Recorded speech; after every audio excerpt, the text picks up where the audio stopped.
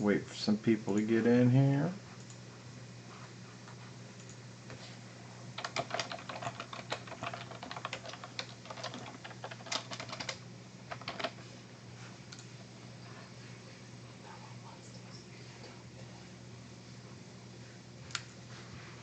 Let's do it. No, it always takes a little bit to get people on here. Can't expect them to be on here right at 10:30, you know.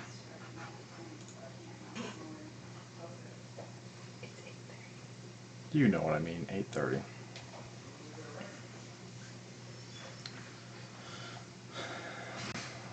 Yeah. No point in starting this till we get a few people.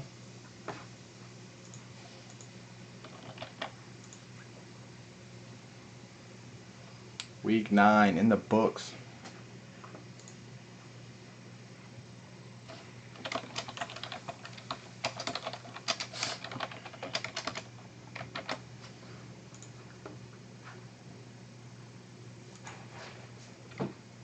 How is everyone doing? What's going on? We're almost there. We're almost ready. Let's pull up one more thing and get a little player of the weeks.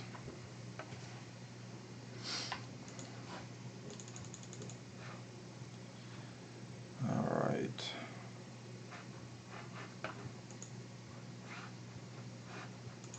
How is everyone doing? Alright, might as well start this off here in different locations, so work with me a little bit here. So, week 9's in the books. Had 4 amazing games go on this weekend. Starting on Friday was the game of the week. Of course, was the Orlando-Jacksonville game. Didn't exactly go how I thought it would. If you saw the preview video, of course, I picked Orlando to win that one, but Jacksonville came out and did what they needed to do. Orlando could not stop Joe Hills. That was just, 8 touchdowns in one game. Insane. Tommy Grady was playing how he should have been playing all season. Orlando just made a couple mistakes, and that's all it took. Jacksonville took advantage, and they took the game. That was the Friday night game. Too bad it was on ESPN3. Of course, not as many people got to see it as it would have been if it was on CBS Sportsnet. But either way, it was an awesome game. Orlando's on a 2-game skid now, heading out to LA this weekend on Sunday. When Arizona was on their 2-game skid, they played LA and got right. Of course, then they lost to Tampa. But either way, Orlando's getting over to LA this weekend. And while Jacksonville is going to be in the game of the week again this week, hosting Philadelphia. Game 2 was Saturday. First game, week 2, or on Saturday was Cleveland hosting Philadelphia, which I thought that game was going to be a blowout, to be honest. Cleveland had the last 2 games, went into overtime. I did not expect them to even be relevant and competitive in this game past maybe halftime. But of course, Cleveland proved me wrong. Cleveland came out to play. Arvell played great both halves. He didn't shut down in the first at halftime like he's had in a few of the other games. I was just waiting. At some point, I was waiting for Philadelphia to just take control of the game. They couldn't do it. Dan Rotterdam was struggling. And Cleveland took advantage. So, good win for Cleveland. They are on a 3-game win streak now, of course, and they host Arizona this weekend. Arizona's coming off obviously a horrible game against Tampa. So, and they got a lot of injuries. So who knows how they're going to play. But if Cleveland plays like that again, they can match that kind of intensity and performance that they had against Philadelphia, then I think that they got a good shot against Arizona. So yeah, that was Cleveland. On Philly's side, I really think it was just Philly had 2 tough games. They beat Arizona, they beat Orlando, and I think I think they just ran out of steam. They faced Cleveland. Cleveland did what they needed to do. I just think Philly ran out of steam. I don't think that was indicative of how good Philly is. I really think that they are the class of the league, and they're going to get right. But you got to give Cleveland some credit. When Philadelphia made a couple mistakes, Cleveland was able to take advantage. And that's a mark of a good team. Not all good teams just dominate every game. Sometimes it's just taking advantage of miscues on the other side. And that's what Cleveland did. And I think they did well enough to win, obviously. And good job to Cleveland. So, like I said, Cleveland's got Arizona. Philly's heading off to Jacksonville. And then, so for the third game, week 9, we had LA against Portland. So first off, the first 2 games definitely didn't go the way I don't think anyone saw them going. Obviously, Friday night's game was close. A lot of people thought the game would be close, but I don't think they thought that Jacksonville would pretty much dominate the whole game. And obviously, no one can predict a guy to get 8 touchdowns in one game. So, and then of course Philly and Cleveland. I mean, to see Cleveland basically dominate not on the scoreboard, but dominate Philly. I don't think anyone saw that coming. Pretty much the only game that the score outcome came the way what everyone thought was the LA Portland game. Portland was winning pretty much that whole game. Of course, they struggled there in the fourth quarter, a couple bar balls, and LA took advantage, just like Cleveland did. As soon as Portland struggled there with the two bar balls, LA took control of the game. Ended up winning in the fourth, probably in a game that they shouldn't have won, but that was the only game that ended up finishing the way we all thought it would. Pretty much everyone picked LA to win that game. LA won, and Pete Thomas looked good. There's no rant by me about Nathan Stanley, of course, since he didn't play in this game. He got put on injured reserve. Of course, it was Portland, and Tim Shelley got hurt. I think it was in the third quarter, so it wasn't going up against a full team for Portland. But Pete Thomas definitely looked good, and I think he's got a bright future, especially when he's got guys like Donovan Morgan, and when DJ Stevens comes back, you got Brandon Collins who's looking good. So they just need to fix their defensive backfield. They can't let teams like Portland, with a guy like Shane Austin, who's been struggling his last 3 starts. He had 12 interceptions his last 3 games combined. He comes into LA and doesn't throw a pick till the fourth quarter. So that's good on him and good on Portland. But LA's defense needs to step it up, especially this week going up against Orlando. But either way, LA takes that game. They improved to 4-4. Of course, Portland's still searching for their first win of the season. Maybe it's this week against Tampa. Of course, they play the 1-7 Tampa Bay Storm coming off their big win against Arizona, which leads us in to the game, end up being the game of the week, Arizona-Tampa Bay. Now, Arizona was 21.5-point favorites, I believe, going into that game. I was talking to a couple people. I said, don't expect the game to be that bad. Arizona, of course, is the better team, but they are just so ravaged with injuries. Kerry Reed being out, Arkeith Brown being out, Antosh Hawthorne being out, Cliff Duke's just now coming back. Maurice Purify's been injured. I mean, they are just hurting. Other than Davila, pretty much everyone else has been missing some time. So, I saw it would be a close game. I didn't think Tampa, of course, didn't think Tampa was going to win the game, especially in the fourth quarter when Arizona tied it late. I was just like, okay, I've seen this before. Especially being a Lions fan, I've seen this, winning a game you shouldn't be winning, and then not, shooting yourself in the foot in the last minute, losing the game, and just being pissed off. I've seen that game before, but Tampa Bay came back. Bolts just had an amazing throw to Tolliver, great catch over his shoulder. Tampa Bay takes it, gets their first win of the season, and yeah, it was impressive. I mean, they took Cleveland to overtime last week, which I thought they were going to win that game. I thought that was going to be their first win.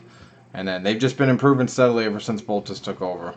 Of course, that's what a lot of us have been saying, that Tampa Bay was just missing a quarterback. But Boltus has proven that Tampa Bay isn't as bad as their record was before.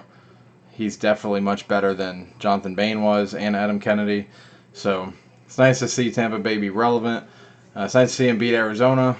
Um, just for the league's sake, it's nice to see some upsets. There's definitely upset week in Week 9. You know, Jacksonville was the underdog, they won. Cleveland was the underdog, they won. And then, of course, Tampa Bay being 3 touchdown underdogs. Taking that one was just ridiculous. So it was definitely a crazy Week 9. It was very exciting. I hope you guys all saw the games. If not, you guys definitely got to be watching Week 10. There's another slate of amazing games.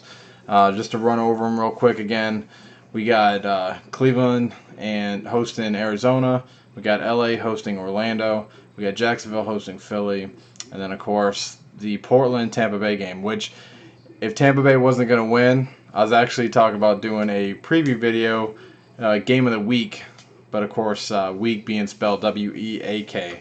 So, of course, can't do that. Tampa got their win, but either way, it's still the two teams with the worst records.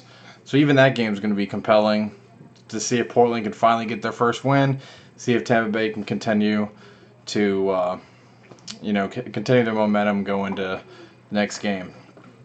So let's take a look at the standings real quick. Let's see here. We got standings. All right, let's look at the standings. American Conference, of course, Orlando still in first place, even though they lost by way of Philly losing. So Orlando's first with 7-2, Philly 7-2, Jacksonville's on a 2-game win streak. They're still in third place at 4-4. Tampa's 1-7. Now in the National Conference, it's starting to get interesting since Arizona's been losing some games here. So we got Arizona's first at 6-3, Cleveland's 5-4 because they haven't had their bye game. I'm pretty sure this is Cleveland's last home game of the year, so they better. They definitely got to take that one because they got a lot of away games coming up. And on the flip side, Portland's got a lot of home games coming up. But LA's 4-4 and Portland is 0-8.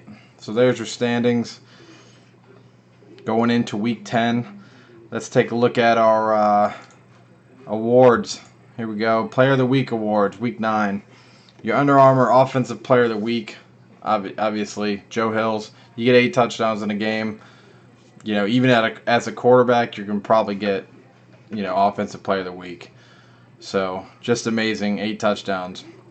Your Riddell Defensive Player of the Week is Marvin Ross. He's the defensive back for Cleveland. 3rd week in a row, closed out Cleveland's win with an interception. So, awesome on Marvin Ross's side. It looks like he took over for Joe Powell as far as the interception king in Cleveland. Joe Powell had those 4 interceptions in the first 2 weeks with 3 pick sixes, but he's been pretty much non-existent ever since. And almost cost Cleveland that game against Philly.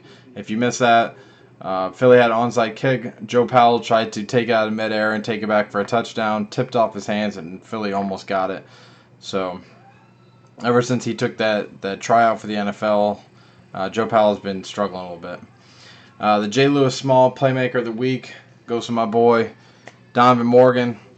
Captain Morgan, of course, the receiver for LA Kiss.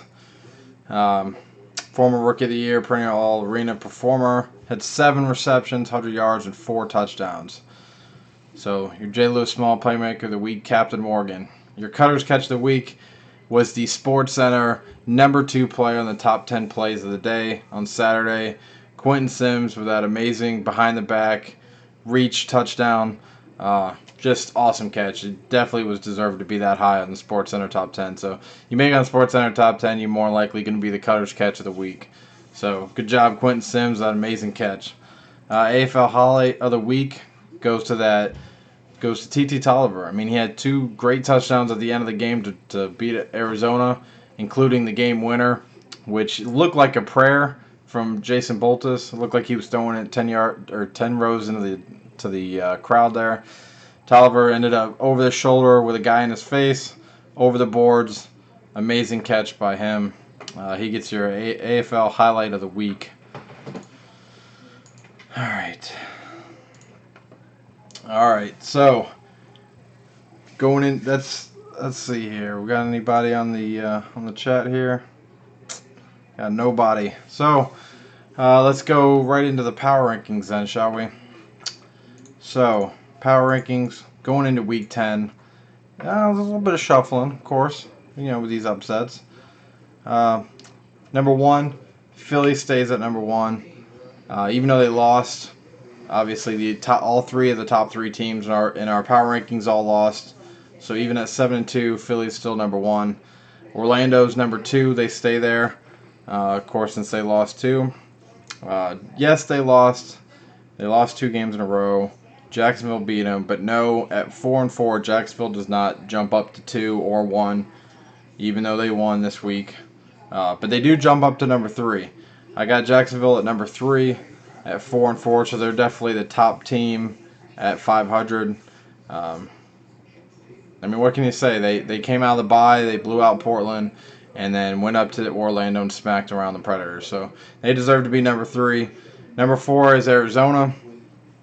Last week they were number 3, so they moved down a spot. Arizona, this has got to be the furthest down Arizona's been in I don't know how long, especially longer than I've watched the Arena League. This is the worst Arizona's looked. But again, I say it's because of the injuries. You can't. There's only so much you can do with the amount of injuries they've had. So Arizona's at number 4, dropping a spot. Number 5, I got Cleveland. The Gladiators at number 5, they move up a spot. They were 6 last week. Of course, their big win against Philly. Most people probably think, you're only going to move them up one spot. But you're not going to move them up against Jacksonville, and you're not going to move them up against Arizona. Now this week, hey, if Cleveland knocks off Arizona, then of course they move up to number 4 at least. So Cleveland, I got number 5, and kind of the oddball here, not because of anything they really did, but LA moves to number 6. They dropped 2 spots. That's more because of the people under them. With Jackson, they were LA, Jacksonville, and Cleveland were all pretty much in the same spot. So with those 2 teams having impressive wins, and LA kind of struggling against Portland a little bit, moved LA down to number 6, but still, Jacksonville, pretty much you can put Arizona at that point now. Arizona, Jacksonville, Cleveland, and LA are pretty much in that same spot. So win here or there, and LA can move up to number 3. And then of course 7 and 8 stay the same. Tampa, they win a game. They beat Arizona. I get that. Big win. But no, they don't move up, Brian. They stay at number 7. And Portland's number 8. They're over. And, yeah, they were competitive against LA, but they're number 8 for a reason. But that's the power rankings. So, real quick, going over them one more time. Number 1, I got Philadelphia. Number 2, Orlando. Number 3, Jacksonville. 4, Arizona. 5, Cleveland. 6, LA. 7, Tampa Bay. And number 8 is Portland. All right. Let's see here. But it's a pretty... there's not much action going on. Not really many questions. So that's your Week 9 in the AFL. I can't wait. Like I said, I can't wait till Week 10. 4 great games to look forward to this weekend. And can't wait to watch all of them. Make sure you check out our Facebook page, our Twitter. Just search AFL Fan Zone. We're everywhere.